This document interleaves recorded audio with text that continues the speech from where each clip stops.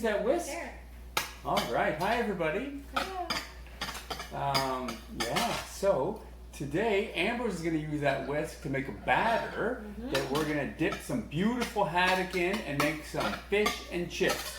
So some must-haves with fish and chips for me are the fish, the chips or French fries, a nice coleslaw, some mushy peas, and a tartar sauce. But we're not really going to make a tartar sauce. We want a dipping sauce, but we do more of like a dill-based sauce. So we were in London a few years ago, and our friend Jarv fed us an awesome fish and chips with a dill sauce at Jerusalem.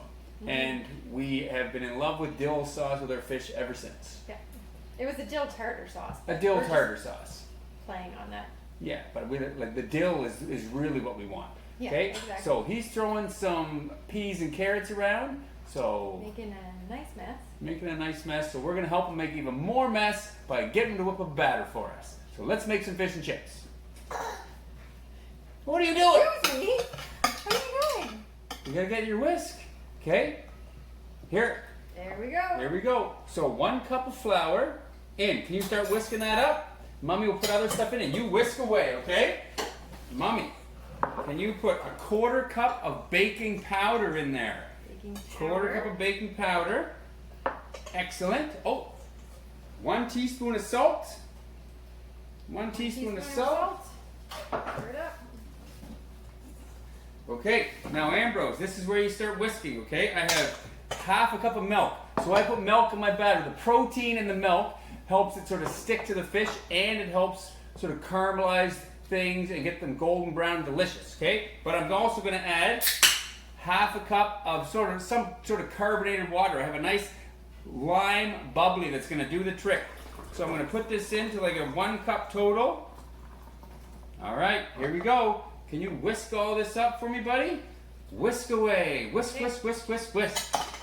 Yeah. Good job.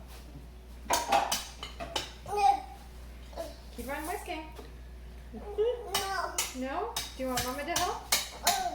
Yeah. Okay. Yeah. Mama help whisking. We'll talk about our sauce. Okay, so right here we have, it's a mayo-based sort of sauce, almost like tartar sauce. So we have about 1/2 cup of mayo here. I'm going to add to that the zest of 1 lemon. Okay, the zest of 1 lemon in there. I'm going to add a good tablespoon of lemon juice. Okay, 1 good tablespoon of lemon juice. Now, this is an awesome product. It's dill. It's just a dill paste. So we take fresh dill and make a paste out of it. You can keep it in your fridge or freezer for months. I'm going to add about a tablespoon of this. Okay. How's that going, buddy? Looks good. And I'm going to add about 1/2 tablespoon of chives, fresh chives. Okay. And obviously some salt and pepper. That batter is looking fantastic. Are we going to batter our island? Huh? Okay, cool. Oh, no. Salt and pepper. Okay, so our batter's coming together. We have our dill tartar sauce sort of ready to roll here. I'm going to mix that up. And then we can talk fish and chips. Want to dip your carrot in the dill sauce? The dill sauce? You let me know if you like it. Oh, you're going back for a second. Oh, Wow, do you really like that dill sauce? double dipping. It's very tasty. Okay, here we go. Let's Good go thing we're not sharing with over people. to the oven and we'll talk French fries and we'll talk fish. Say, let's go. Oh, you're too busy eating. Okay. Okay, so there's some hot oil over here, so I'm going to do this on my own for a bit. Ambrose will join us again when it's eating time, so it works out great for him. Okay, so first French fries. We're baking our fries for this, but we're still going to get them crispy and crunchy and salty and delicious. So I just took some red potatoes and cut them up into whatever size you want, wedges, fries, whatever. Mine are sort of chunky chips. and then I put them in a pot of water and sort of boiled them, simmered them until they're 3/4 of the way cooked. You could eat them if you wanted to. If they're 3/4 of the way cooked.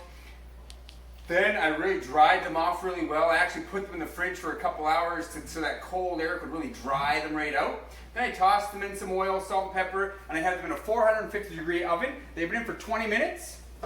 Okay, so I'm just going to sort of take them out, put them over here, give them a little toss up.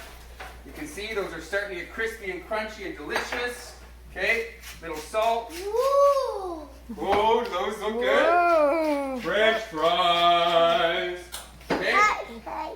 Okay, a little salt and pepper. Now you can see they're nice and crispy and crunchy. I'm going to put those in for like another 10 minutes while we're cooking our fish. Okay, 450 degrees, really hot heat. Okay. Okay, so in 10 minutes those will be perfect.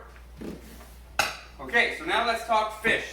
Okay, so ideally you'd have a deeper pot with the oil in it, but we're pretty rebellious here. So we have some nice haddock here, nice Nova Scotia haddock. We got through the farmer's market. A vendor named Aficionado supplies us with this, and it's a really good product.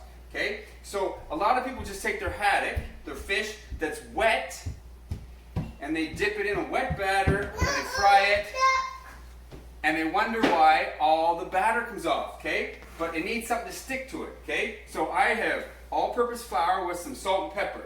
So fish, the wet fish goes in the dry batter, the dry flour. I'm already contradicting myself. The wet fish goes in the dry batter. So give your fish a nice coating of flour. Then you can take your fish and dip it in your batter, and that batter is going to stick to that flour. So give it a good dip. Okay, take it up. Okay, nice piece of fish. Let all the excess drip off. Okay, and then you're just going to put it in the oil, let it fall away from you. Okay, make sure it's floating. This is floating beautiful. Okay, so I'm just going to do a second one. Okay, our batter's getting bubbly and delicious already. Okay, so once this is in there, just keep an eye on it. It's going to cook for a few minutes on each side, and then you'll have some nice, beautiful fish. Okay, perfect. So this will be ready in a few minutes.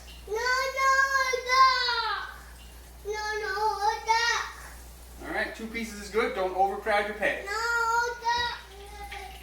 Okay, so I have a couple nice pieces of fish here looking good. I have some batter here. So this is cooking up beautifully, but if you want to get see how when batter falls in, it gets extra crispy and crunchy? If you want to get some extra crunchy bits on your fish, just take some of your batter and just sort of drizzle it on it a little bit, okay, before you flip it over. Okay, and that's going to just add a little bit of extra crispy crunchiness when it gets going here. And you flip this fish over. Oh, it's going to just add some extra crunchy bits on it. And it's going to look fantastic. Okay, yeah, we're going to eat this outside, okay? But first, we're going to plate it up. Look, we have our nice crispy, what are these? French fries. You want to try one? Let everybody know how they are. Okay, so we're going to plate up some nice crispy French fries on here. Oh, baby. Okay, a nice, beautiful, crispy piece of fish. How's that look? Does that look good? What? Yeah, does that fish look yummy? All right. Now, we need our mushy peas.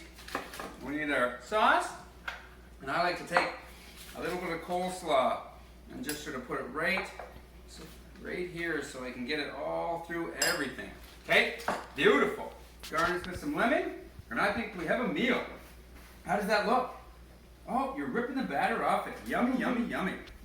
All right. Whoa, look at that. That looks good. Yummy, yummy, yummy. Do you want to go eat this outside? All right. Let's go eat it.